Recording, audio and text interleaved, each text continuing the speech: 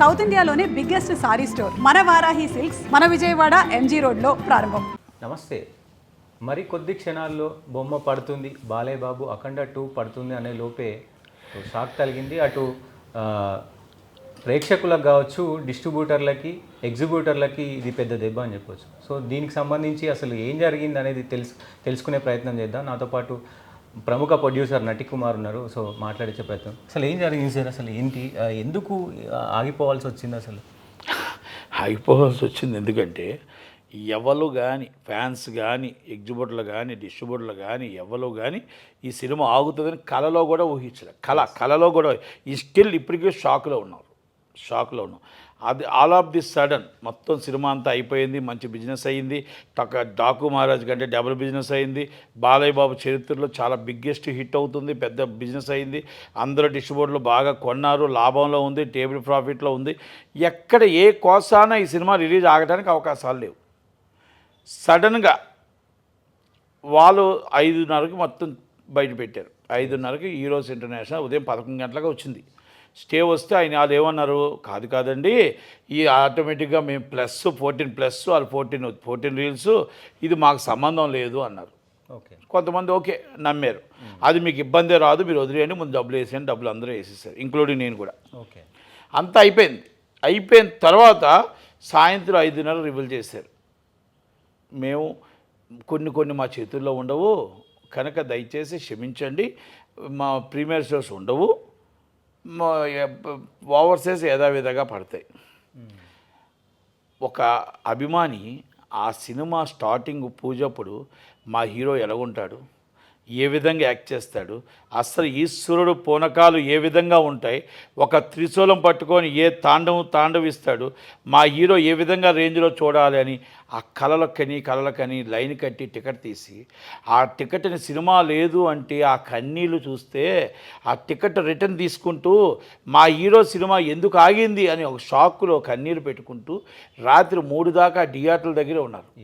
3 దాకా థియేటర్ల దగ్గరే ధర్నాలు చేసుకుంటూ సినిమా గారు ఏ షో అయినా పడుతుందేమో, ఏ టైంకైనా పడుతుందేమో. ఇంకా 12:15కి ఇంకో చెప్పారు, మొత్తం సినిమానే ఆగిపోతుంది, త్వరలోనే డేట్ అనౌన్స్ చేస్తాం. సో అంటే ఓవర్సీస్లో కూడా నడుస్తుందని చెప్పారు, మళ్ళీ లాస్ట్కి లేదు ఎక్కడా లేదు. అక్కడ షో పడుతుందని ఆల్ పాపం టెన్షన్ అక్కడి నుంచి ఫోన్లు చేశారు, సార్ ఇంకా 2 గంటలే ఉంది, ఇక డెమరేజ్ పడిపోతాయి, ఏమవుతుందంటే అది కూడా క్యాన్సిల్డ్. సినిమా మొత్తం క్యాన్సిల్డ్. సినిమా మొత్తం ఇండస్ట్రీలో ఒక బ్లాక్ డేగా ఉండిపోయింది. కానీ ఎట్లా సార్, అంటే ఇంత పెద్ద ప్రొడ్యూస్ సంస్థ, సో ఇట్లా అంటే ఇట్లాంటి పెద్ద సినిమాలకు ఇట్లా జరిగినప్పుడు నేను అదే అంటున్నా, ఇప్పుడు రేపు ఈ సినిమాకి జరిగింది రేపు అన్ని సినిమాలకు జరగవని ఏంటి అంటే మీకు క్యాపబిలిటీ లేదా? మీకు రేపు ఉదయం అంటే సినిమా ఏంటి, జనాల డబ్బుతో సినిమా తీస్తున్నారా, ఎగ్జిబ్యూటర్ డబ్బుతో సినిమా తీస్తున్నారు, డిస్ట్రిబ్యూటర్ డబ్బు సినిమా తీస్తున్నారు, ఫైనాన్సర్లతో డబ్బు సినిమా తీస్తున్నారు. ఫైనాన్స్ కూడా ఆలోచించాలి కదా, హీరోలు కూడా ఆలోచించాలి కదా, డైరెక్టర్ కూడా ఆలోచించాలి కదా, ఈ డబ్బు ఎక్కడి నుంచి వస్తుంది, ఎలాగొస్తుంది, ఈ సినిమా ఒకవేళ రిలీజ్ బిజినెస్ అవ్వకపోతే రిలీజ్ కట్టగలరా లేదా, రిలీజ్ చేయగలరా లేదా అని ఆలోచించాలి లేదా? అంటే ఇది ఒక పెద్ద లెసన్ ఏ హీరోలకి అందరికీ లెసన్. అంటే ఇప్పుడు సినిమా తీయటానికి సురేష్ బాబు ఎందుకు ముందుకు రావట్లే, అరవింద్ గారు ఎందుకు ముందుకు రావట్లే, చాలామంది ఉన్నారు సంస్థలు ఎందుకు ముందుకు రావట్లేదు, డబ్బు లేక, మా దగ్గర లేక. అంటే మనం ఏ స్టేజ్ ఎంత సినిమా తీయగలం, నష్టపోతే మనం ఎలా రిలీజ్ చేయగలం అవన్నీ చూసుకోవాలి. బిజినెస్ అవ్వకపోతే ఓన్ రిలీజ్ చేయగలమా లేదా అన్నీ చూసుకునే సినిమా చేయాలి. ఓకే, ఇదంతా కలిపితే ఒకటితే పాత బాకీలు ఉన్నాయి మీకు, హీరోస్ ఇంటర్నేషనల్ స్టే ఉంది, ఇవన్నీ మీరు ఎందుకు దాచిపెట్టారు? మీరు ఎందుకు హీరో గారికి ఎందుకు దాచిపెట్టారు? 10 రోజుల ముందే మీరు అనౌన్స్ చేయాల్సింది కదా. 10 రోజుల ముందే చెప్తే హీరో గారు కూడా ఆల్రెడీ హీరోస్ ఇంటర్నేషనల్లో ఆల్రెడీ ఆయనకు కూడా మంచి సంబంధాలు ఉన్నాయి కదా, ఆయనతో సినిమా తీశారు కదా. తక్కువ అమౌంట్ ఉంది కదా, 28 lakhs అంతే.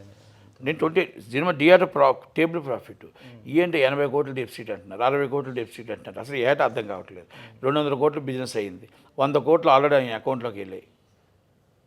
ఏంటిది, ఎక్కడికి వెళ్తుంది సినిమా ఇండస్ట్రీ? ఏమైపోతుంది? ఎగ్జిబ్యూటర్ ఏం చేశాడు, ఎగ్జిబ్యూటర్ బాలయ్య బాబు సినిమా వేయాలి, బాలయ్య బాబు సినిమాతో ఇటు అమ్మ నెల రోజులు మాకు ఏదో వస్తాయని చెప్పి ఎగ్జిబ్యూటర్ అందరూ డబ్బు ఇచ్చారు, ఇంక్లూడింగ్ నేను. మాకు మా స్నేహితులు మా అందరూ కలిపి డబ్బు ఇచ్చాం. ఆ డబ్బు అంతా డిస్ట్రిబ్యూటర్కి వెళ్తుంది, డిస్ట్రిబ్యూటర్ డబ్బు ప్రొడ్యూసర్కి వెళ్తుంది. వెళ్ళి అంతా అయిపోయింది. ఇప్పుడు ఎగ్జిబ్యూటర్ ఆందోళన ఉన్నాడు, ఎగ్జిబ్యూటర్ కష్టాల్లో ఉన్నాడు, ఎగ్జిబ్యూటర్ భయంతో ఉన్నాడు, భయాందోళన ఉన్నాడు. ఒకటి. రెండోది, ఎగ్జిబ్యూటర్కి ఎన్ని ప్రాబ్లమ్స్ అంటే డబ్బు ఇచ్చింది, డబ్బు ఉన్నది ఇక్కడ ఒక ఎత్తు అయితే, పోస్టులు వేసి సినిమా పోస్టర్లు తీసేయాలా, ఇంకో సినిమా వేసుకోవాలా లేదో తెలియని పరిస్థితి. ఎప్పుడు సినిమా వస్తుందో డేట్ తెలియదు. ఇంకో సినిమా వేయకుండా రోజుకి ₹1,00,000 లాస్.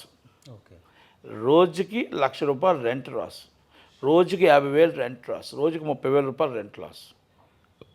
ఆ పరిస్థితుల్లో సినిమా ఎగ్జిబిటర్ ఉన్నాడు.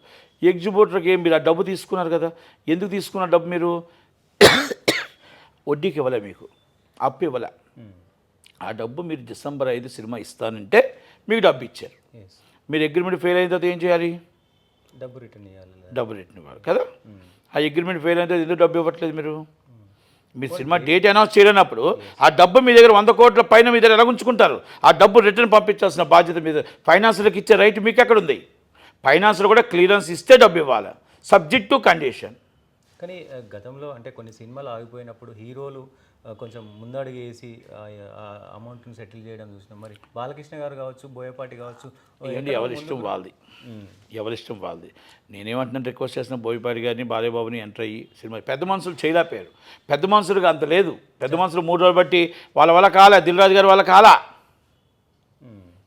అది ఒక దాసనారాయణ గారు ఉంటే టైగర్, ఆయన కూర్చొని సెటిల్ చేశాడు. ఎన్నో సినిమాలు రాత్రులనగా పగలనగా కూర్చొని సెటిల్ చేసిన రోజులు ఉన్నాయి. ఇంతకన్నా దారుణమైన స్టేజ్లో సెటిల్ చేసిన రోజులు ఉన్నాయి. మీరు కూర్చొని హాయిగా అసలు ఏవీ కాకుండా సినిమా ఆగిపోవడం అంటే ఎంత దారుణం అది. అంటే నేను సినిమా ఈ ఇండస్ట్రీలోని పెద్దలు కూడా అడుగుతున్నా, ప్రశ్నిస్తున్నా. మీకు సినిమా ఇండస్ట్రీ అంటే సినిమా మీరు కూడా కొన్నారు కదా నైజాము. మరి దిల్ రాజు గారు మీరు పెద్ద మనిషిగా కూర్చొని ఏం చేయాలి, ఎలా చేయాలి, మరి చేయలేనప్పుడు మీరు డబ్బు ఇవ్వలేదు. మీ డబ్బు వచ్చి సబ్జెక్టు కండిషన్ పెట్టారు. ఆంధ్ర వాళ్ళంతా అమాయకులు కాబట్టి డబ్బు ఇచ్చేసారు. ఇది ఎగ్జిబిటర్ డబ్బు కదా. కానీ ఎగ్జిబిటర్లు డిస్ట్రిబ్యూటర్లకి అంటే ఇప్పుడు వేరే సినిమాలకు పెట్టాలన్నప్పుడు ఎంతో కొంత 100% ఇప్పుడు భయపడతారు. ఇంకా రేపటి నుంచి ఈ సినిమా, అందుకే అంటున్నాను, ఈ సినిమా డబ్బుని ముందు ఇమ్మీడియట్లీ కొట్టాలి, డేట్ అనౌన్స్ చేయాలి. లేకపోతే రేపు ఫీచరు దెబ్బ తగులుతుంది. రేపు ఫీచర్ ఏ ఎగ్జిబిటర్ డబ్బు ఇవ్వడు. డబ్బు ఇవ్వకపోతే డిస్ట్రిబ్యూటర్ సినిమా చేయలేడు.